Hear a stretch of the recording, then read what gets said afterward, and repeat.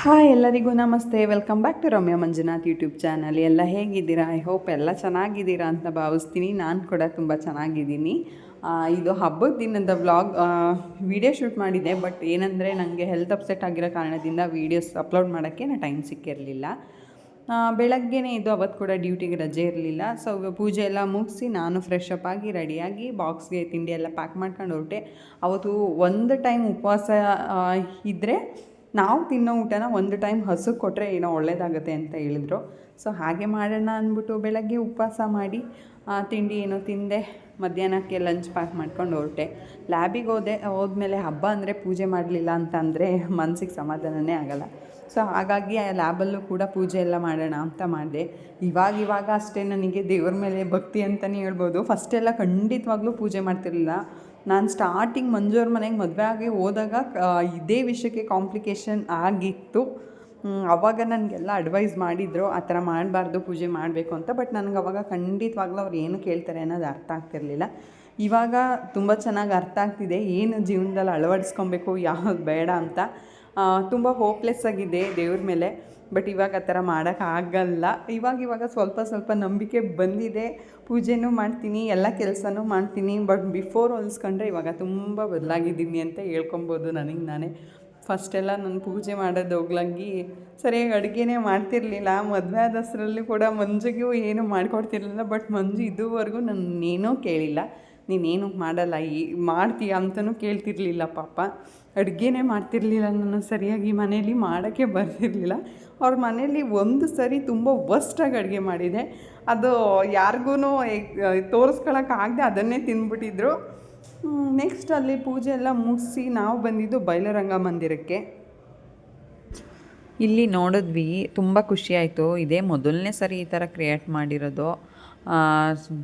ತುಂಬ ಅಂತಂದರೆ ಯಾವಾಗಲೂ ಎಲ್ಲೂ ಈ ಥರ ಕ್ರಿಯೇಟ್ ಮಾಡಿರೋದೇ ನೋಡಿರಲಿಲ್ಲ ನಮ್ಮ ಹೊಳೆನರಸೀಪುರದಲ್ಲಿ. ತುಂಬ ಸುಖ, ಪ್ರೇಮ, ಶಾಂತಿ, ಜ್ಞಾನ, ಆನಂದ ಅನ್ನೋಂಥ ಜ್ಯೋತಿರ್ಲಿಂಗಗಳನ್ನ ಸ್ಥಾಪಿಸಿದ್ದಾರೆ. ನೆಕ್ಸ್ಟು ಅದ್ರ ಪಕ್ಕದಲ್ಲೇ ಸಹಸ್ರಲಿಂಗ ಅಂದರೆ ಒಂದೇ ಇಟ್ಟಿರೋದು. ಬಟ್ ಅಲ್ಲಿ ಅಟ್ ಎ ಟೈಮು ಎಷ್ಟೊಂದು ಲಿಂಗಗಳು ನಮಗೆ ಕಾಣಿಸುತ್ತೆ ಅಂತಂದರೆ ತುಂಬ ಸಾವಿರಾರು ಲಿಂಗಗಳನ್ನ ನೋಡೋವಂಥ ಆಪ್ಷನ್ ಕೂಡ ಇಲ್ಲೇ ಸಿಗುತ್ತೆ. ಫಾರ್ ದ ಫಸ್ಟ್ ಟೈಮು ನಾನು ಈ ಥರ ನಮ್ಮ ಹೊಳೆನರಸೀಪುರದಲ್ಲಿ ನೋಡಿ ತುಂಬ ಖುಷಿ ಆಯಿತು. ಇದನ್ನು ಅಷ್ಟೇ 3 ಲಕ್ಷ ರುದ್ರಾಕ್ಷಿ ಮಣಿಯಿಂದ ಮಾಡಿರೋದು ಲಿಂಗನ ಅಂತ ಅಂದರೆ ತುಂಬಾ ಖುಷಿ ಆಯಿತು ನೋಡಿ. ಇಷ್ಟ ಆಯಿತು. 3ನೇ ತಾರೀಕು ತನಕ ವಿತೌಟ್ ಏನು ಟಿಕೆಟ್ಸ್ ಆಗಲಿ ಪರ್ಮಿಷನ್ ಆಗಲಿ ಏನೂ ಇರಲ್ಲ.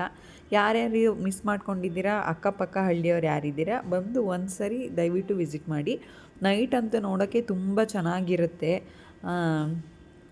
ಈ ಥರ ಕ್ರಿಯೇಟ್ ಮಾಡಬೇಕು ಅಂತ ಯಾವಾಗ ಅವ್ರಿಗೆ ತಲೆಗೆ ಯೋಚನೆ ಬಂದಿತ್ತೋ ಗೊತ್ತಿಲ್ಲ. ಬಟ್ ಹಬ್ಬದ ಟೈಮಿಗೆ ಕರೆಕ್ಟಾಗಿ ಕ್ರಿಯೇಟ್ ಮಾಡಿದ್ದಾರೆ.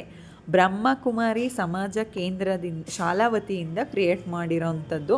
21 ಅಡಿ ಇದೆ. 3 ಲಕ್ಷ ರುದ್ರಾಕ್ಷಿ ಮಣಿಯಿಂದ ಪ್ರಿಪೇರ್ ಆಗಿದೆ. ಇದು ಬಂದು ತುಂಬ ಜನ ಎಲ್ಲೆಲ್ಲಿಂದನೂ ಬಂದು ತುಂಬ ವಿಸಿಟ್ ಮಾಡ್ತಾಯಿದ್ರು.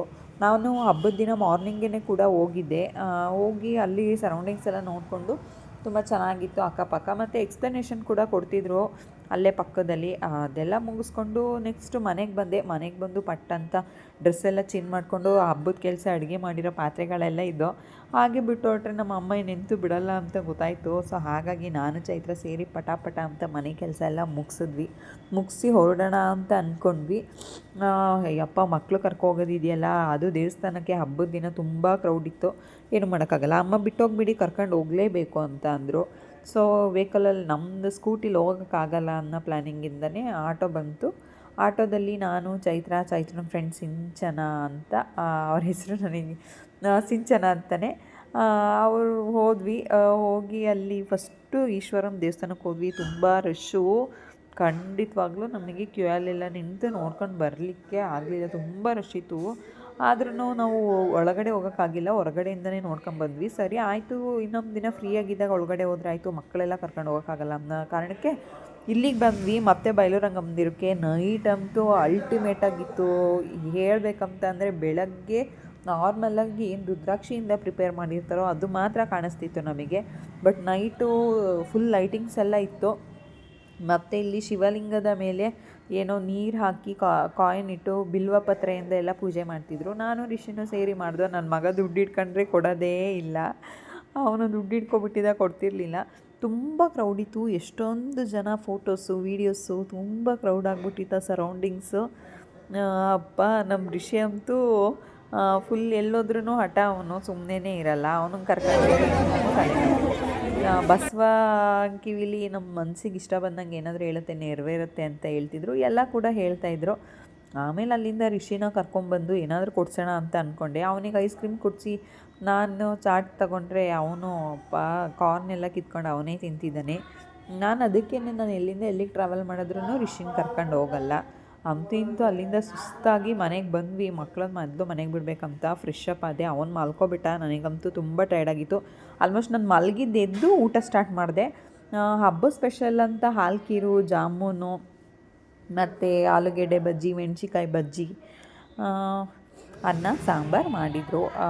ಊಟ ಮಾಡೋಕ್ಕಾಗಿಲ್ಲ, ಸ್ವಲ್ಪ ಲೈಟಾಗಿ ಸ್ವೀಟ್ಸ್ ಎಲ್ಲ ತಿಂದು ಹಾಗೆ ಮಲ್ಕೊಂಡೆ. ರಿಷಿನ ಆಟ ಆಡ್ಸೋಕೆ ಹೋಗಿ ನಾನೇ ಮಲ್ಕೊಬಿಟ್ಟಿದ್ದೆ. ಆಮೇಲೆ ಸುಮಾರು ಒಂದು 12-12:30 ಎದ್ದು ಇದೆಲ್ಲ ತಿಂದು ಹೊರಗಡೆ ಬಂದೆ. ಫುಲ್ ರೋಡ್ ಖಾಲಿ ಖಾಲಿ.